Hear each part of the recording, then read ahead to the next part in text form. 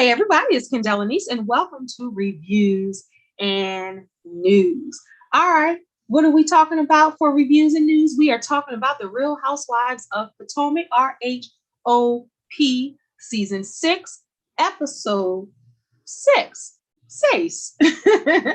All right, so I'm putting this up a few days behind because it's been a crazy week, but I had to stay consistent with the reviews because I'm told that a lot of you like the reviews. So this is the second review that I'm doing live.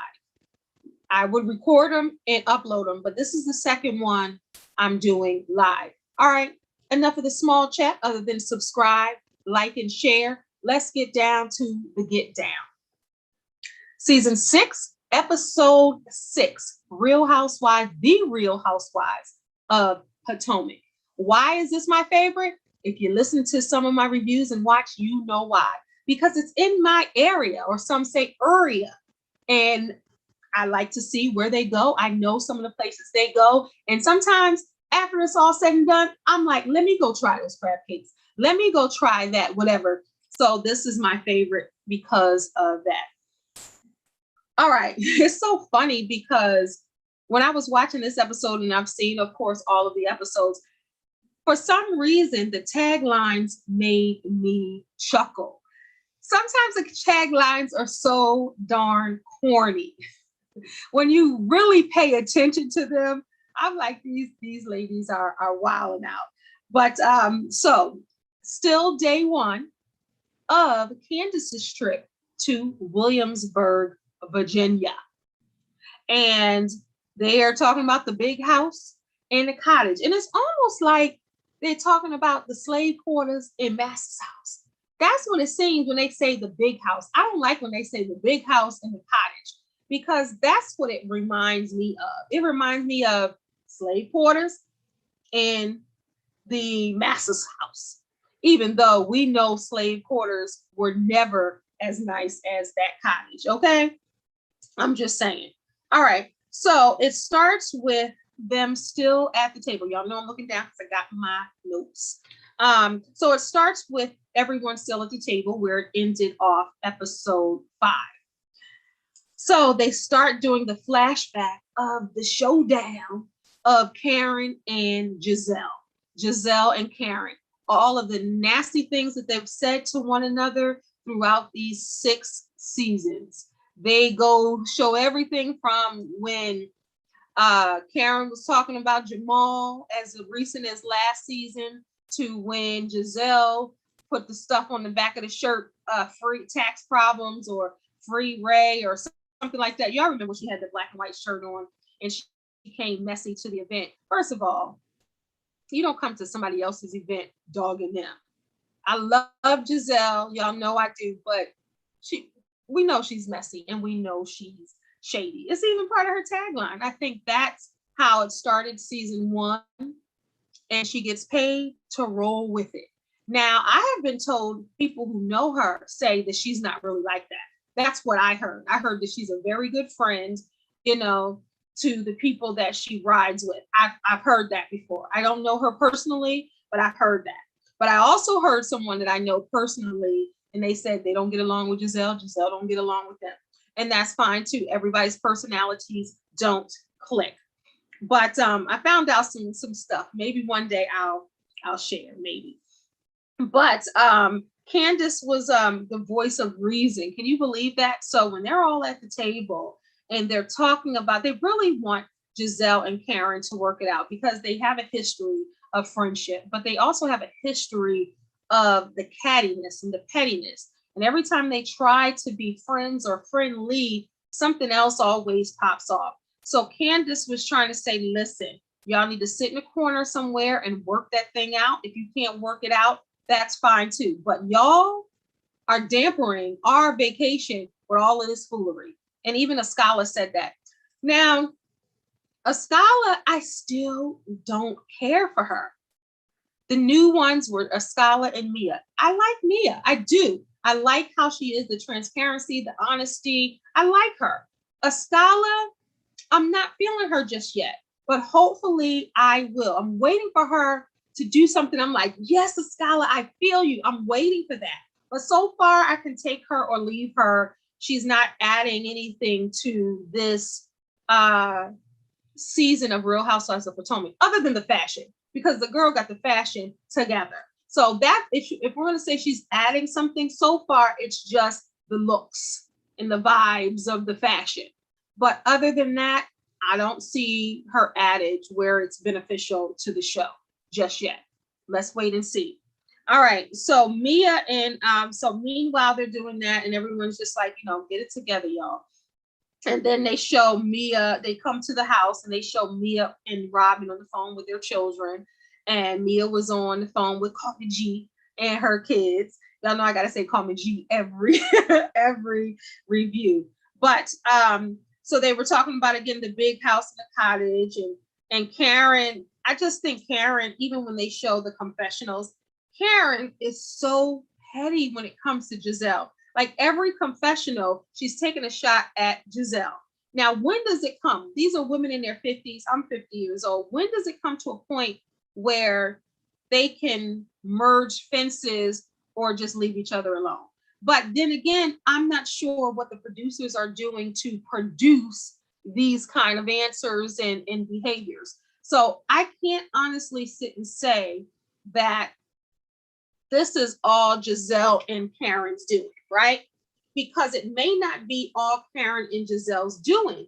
It may be some of the producers, like, what did they say? Because that's what they do sometimes. Sometimes they'll be like, so what you think about her? So what you think about what Gizelle just did? That's how they do. And that's how they get them to egg them on, right? So I'm not sure how much is that or how much is this, or even if some of the producers brought up the fact that what Gizelle said when Bray was coming for her. Because y'all forget, nobody talks about when Bray was coming for her. They just talk about the response that Gizelle gave. And that happens to me often. Like somebody might say something to me and then I respond, and people focus on the response or how I responded, but not the person that said something. And we got to start checking the people who say something first, not always the responders, right? All right. So it was funny when they were in the big house, they kept flipping. You know how they go back and forth. And Gizelle was like, is there anybody here that can take my bags upstairs? And she was like, oh, it's you. And then they flashed to the cottage, and they, Escala and Karen are lifting the luggage and trying to scoot it up the stairs themselves. And they kept flashing back and forth. And, they always show that comparative and comparison. And then, of course, they go to Ashley and her poopy baby. Every time we see that baby, the baby is pooping, right? I guess that's what babies do: poop, eat, and sleep. And that's what they were doing. And they were setting up for their family portraits. And I love that the photographer came to them. And she came in like, where are we going to set up? She was like, wherever, all these toys, you figure it out. And Dean is starting to really come into his look. And when I say that, I mean that even though when he first came out, remember, he looked just like Michael. And I'm not sure, to some that may be a good thing. So I'm not trying to offend anybody. But he's starting to come into his own little self. And he's a cute little boy. He had the same outfit on as his dad. And that was really cute. The little Oxford button down blue shirt. That was pretty cute. And then Ashley is talking about the new baby Dylan, because you got baby Dean and you got baby Dylan. And baby Dylan is looking like Ashley. So I think that's always cute when you have babies and one looks like this parent and one looks like that parent. I think that's pretty cute because it's 50-50. It's a combination of both parents. And they take the pictures and they show the stills, and they really came out nice. The photographer did a great job. So Ashley is talking to Michael and telling him about the girls. No, first, let me back up. Michael still likes Juan. They start talking about Robin and Juan, and they flash back to when Michael said that Juan wasn't going to marry that girl. And Ashley's just looking, and, Michael, it's always a running joke throughout every season that Juan is Michael's muse. Michael is sweet on Juan. That's always been the thing, but he always, don't nobody say nothing about Juan because Michael is going to come through. And he was like, he's not going to marry her. And it was like almost like bitter or hating, but I think they will get married. I hope they do. I think they will. But then Ashley starts to talk to Michael about postpartum and what she went through with baby Dean. And now, she has a baby 18 months, 19 months later. And she's just talking about not feeling like herself. And she doesn't want to fall into that same place that she fell when she had baby Dean. And she tells Michael about the trip to Williamsburg and saying that the girls are staying there for a couple of days, but I just need to go for a day. And Michael was like, I think that will be good for you. And I loved that response. I love that because he's putting her health first. He's putting her well-being, if you will, first. He didn't say, well, why you got to go? I don't think you can go. You got these babies here. Because, some of them would say that. He was like, no, you go. You need that. And he said, I'm going to take the baby to work. There's 4 or 5 women. They're going to love to help me take care of him. And I was like looking with a side eye a little bit, but I get what he was saying. But Ashley is going to show up at, I keep wanting to say at the cabin, at the cottage, and at the big house. But remember, she's just staying for a day. So I'm not sure if she's going to stay just the day, or overnight a day. But I really think it's just a day. All right. So then Robin and Wendy, this is how the cameramen, the producers, and housewives. How many are housewives? What do you think about it? Okay. But Robin and Giselle are talking about Wendy, and I don't think they're talking about her maliciously. I really don't. But they are talking about her. She's changed. She got the boobs out. What's going on with Wendy? She's not the same woman that we knew before. She had substance then. She must be going through something. Maybe it's because of the rumors that Eddie cheated on her, or is cheating on her, or what is going on. So they're in there, Mr. Magoo and Mrs. Magoo, trying to figure it out and, trying to solve the Inspector Gadget clue of what's going on with Wendy. So then Wendy comes up, what y'all doing? See, at that point, I would have said, we were just talking about you. Are you good? That's how I would have carried it. I'd have been like, oh, we were just talking about you. That way you don't have to come back later. What he said, she said. I like to tell the people what I did. She came up the stairs. I'd have been like, Wendy, we just were talking about you, girl. Sit down. I see, Happy and Ness out. We were just talking about that. You got your little Versace little thing on. Is everything okay? Everything good? That's how I would have handled it. I wouldn't have just said, oh, no, nothing, because then you look extra shady. So then when you come back around, it's like, oh, you were there talking about me, or if she overheard them. So I like to keep it clean right there. And then also, what word I'm going to say? Oh, Candace said, Dr. Wendy is gone and new booty Wendy is here. When she said that, I almost fell on the floor. New booty Wendy. And Candace, okay, and then I love great hostesses, and I've said that before on these reviews.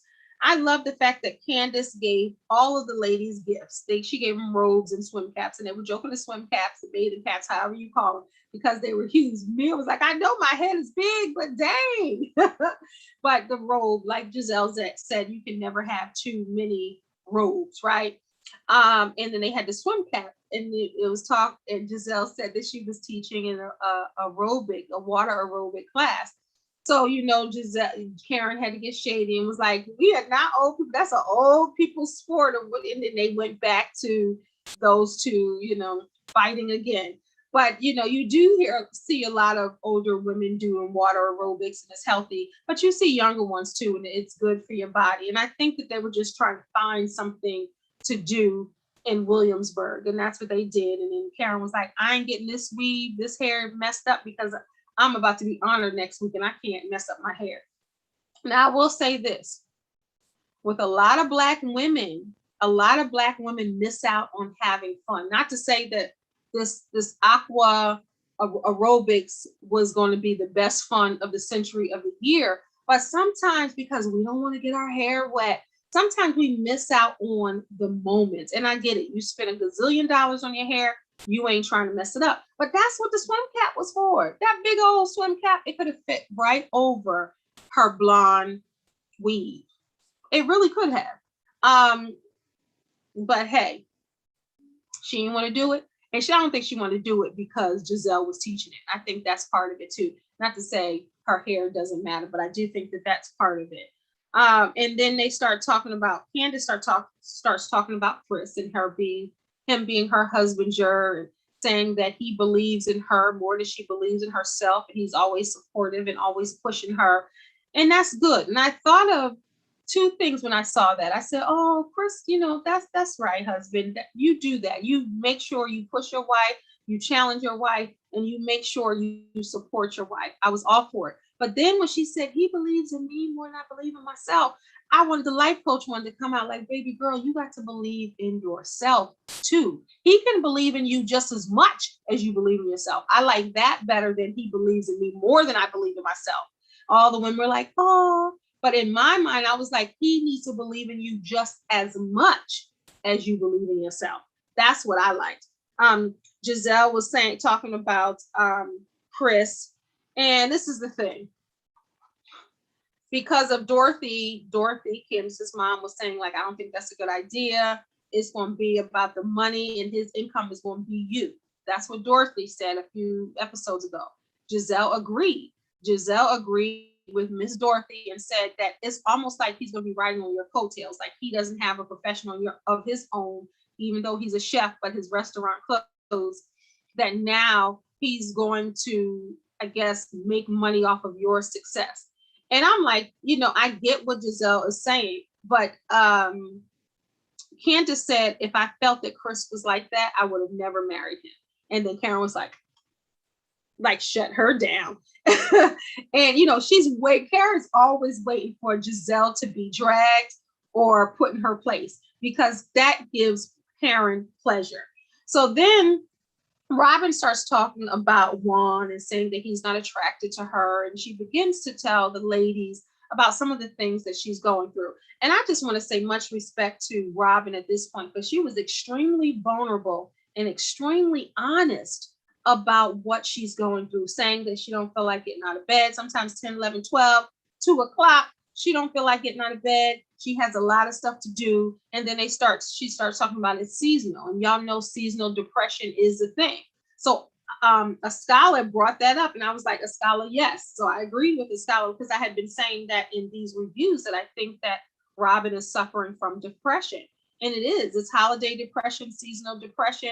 There are different times and different triggers where you are depressed. And a lot of people during this pandemic have been struggling with depression. And I think Juan, she needs to have that serious conversation with Juan and not say, well, I'm not depressed, because they're like, you need to see somebody. And they all said, a life coach. I was like, yes, I'm a life coach. Send Robin my way. We're both in Maryland. I know where she is. Well, I don't know the house she's in, but I know the city that she's in. And I would love to work with Robin, because I totally understand what Robin is going through. And she's saying her business is doing well. She got a bucket load of things to do, but she cannot get motivated. And everybody's been in that position one point or another, where something's happening, or it's something, a trauma happened, or a tragedy, or depression, or something that kind of throws you off your block for a minute, and you can't really come back yet. So I think that's where she is. And I think it's more normal than not. So I love the fact that she was brutally honest when they were asking. And Giselle was like, Robin, but she was honest. But I think Giselle might have been like, Robin, you ain't even telling me this. But everybody thinks at the table that Giselle was being rude when she was like, you got this man, is that why he ain't marrying you? Is because you're not, so, and that was her friend. So Karen again was like, and that's your friend. You lift your friends up. You don't put them down. Agreed. I agree, Karen. Very true. But I think it's a combination of Giselle's bluntness. And also, you remember when Jamal was on there, and even her kids, and even Giselle in her confessionals, when she said that she has a problem with showing emotion, and she's not, and she's trying. So I think that was it. I don't think that she was trying to dig at Robin, but she has a hard time showing the emotion behind it. She even had the problem with her children. Jamal even said it. She even admitted it herself. So I don't think she was trying to be malicious to Robin. I think she was responding and reacting but I don't think it was her trying to put Robin down. I think it was her being brutally honest and blunt. So when you're that way, it can come off rude. But I don't think she was trying, because she does really love Robin. And I think if they were to I was going to say if they were together by themselves, maybe the conversation would be different. But with her and Giselle, it would probably be just like that. And Robin says she doesn't think that she's depressed, but honestly, I think that she is. And she maybe, and if she said every season around that's exactly what it is. So I definitely think that she should seek some type of help from a life coach or a counselor or a therapist or someone, just to help her regulate herself again, to help her with the drive and the motivation, because she says she got stuff to do. And then she revealed that her son's grade was a 48, and everybody's like, ooh! And she's saying that it's reflected even in her parenting, that she doesn't feel. So I think that's definitely depression, because she loves her children, but she was very honest, and many women wouldn't admit it as much as Robin did. So kudos to you, Robin, for being upfront, because you're going to touch a lot of women who feel just like you. All right, so where are we now? So Wendy, when Giselle and Robin approached Wendy about the change of her, then Ascala asked Giselle about Jamal. All right, so they were all asking about Wendy. They brought up the fact that she changed. They started talking about Wendy didn't have substance anymore. Where's Professor Wendy? Why this? And Wendy's like, well, you don't have to just be one thing. You can be this and you can be that. And then Mia said, well, you won't see Michelle Obama walking around with her boobs out and stuff. So yes, sometimes when you have a certain way about it, a certain dignity, you don't do certain things. So I totally agreed with her, but I understood with what Wendy was saying, because just because you wear something, that doesn't make you that thing. Like Wendy said, it doesn't take away her degrees. She still got the degrees that she talked about all last season. So I agree with Wendy. How she dresses doesn't take away from her smarts and her education and her degrees. You can't take that from her. But then I understand with what what Mia said also, when she counteracted what Wendy said and said, no, because Michelle Obama, she wouldn't carry herself that way if that's not who she is. So, and that's a difference of opinion, but I was able to see both sides of that.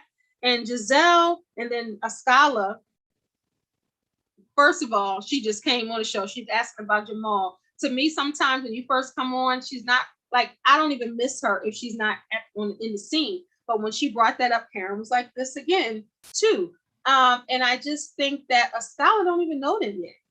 Like, don't be checking me. But then Giselle said, and it did seem like Giselle can ask about everybody's business, but when somebody asks about hers, she like, we ain't doing that. We ain't talking about that. But I get what she was saying. She didn't want to spill her beans in front of Karen, who already judged her and criticized her. That part I get. So she said Ascala can ask her whatever she wants outside of that table, and she'll be willing to answer. I get that. But it did seem like, okay, I'm all in everybody else's Kool-Aid, but now when you trying to get in my Kool-Aid, I'm pouring it in another glass, like I'm going over here. So I get what they were saying, and it did seem that way.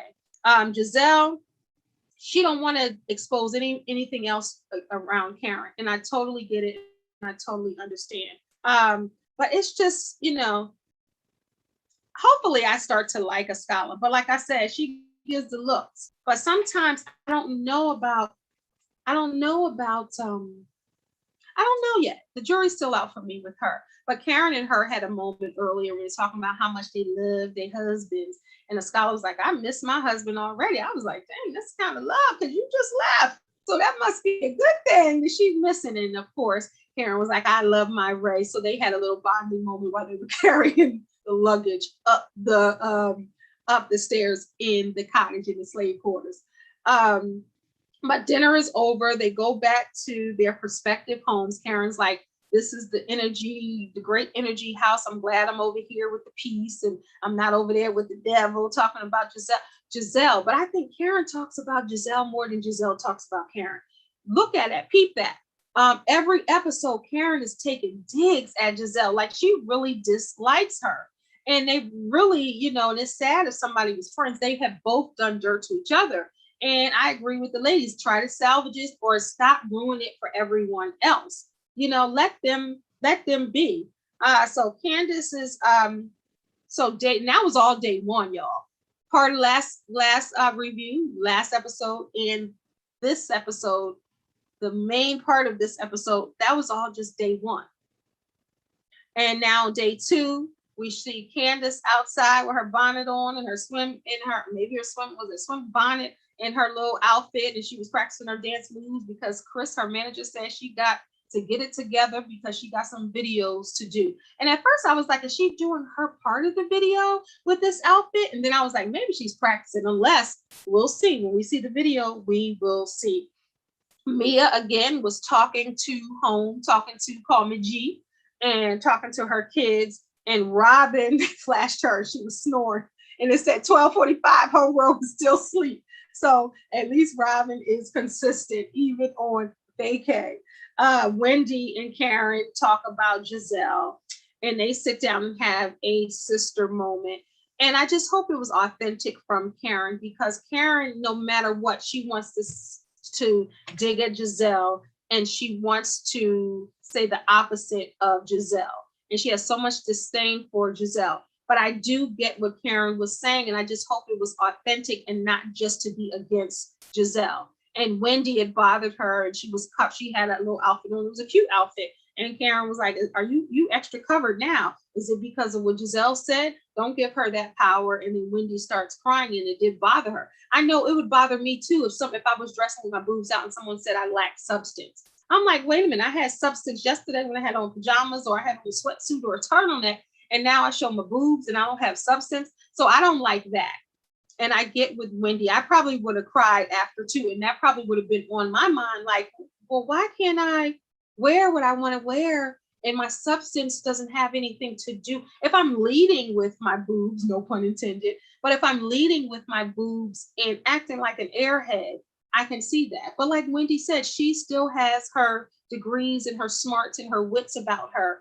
And she's feeling comfortable about the plastic surgery she had. But I don't think that lacks substance. And Karen was like, Black women and sisters, we're supposed to lift each other up, not tear each other down. And I don't think, again, that Robin and Giselle were trying to tear her down.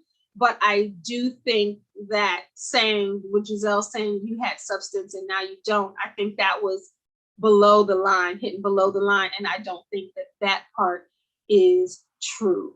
So these ladies are here.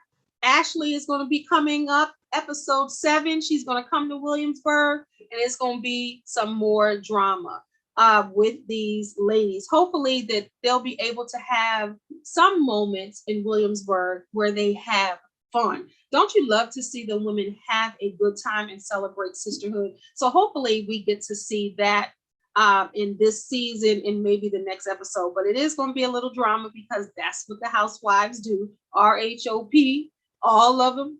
That's what they give, and that's what they come to give. They came what they came to give, and they, that's what they do. And they give them what it's supposed to give.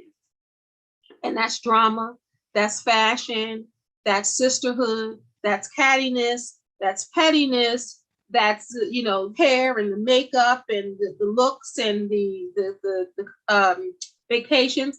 That's what the housewives are. So we get what we get, and we expect what we get. But always the silver lining in all of these is when they can have good sisterhood moments. All right, this is Kendell Lenice. This is Reviews and News. RHOP, the Real Housewives of Atlanta, of Potomac, season 6, episode 6. Until next time, God bless y'all. Don't forget to subscribe, like, and share. God bless y'all.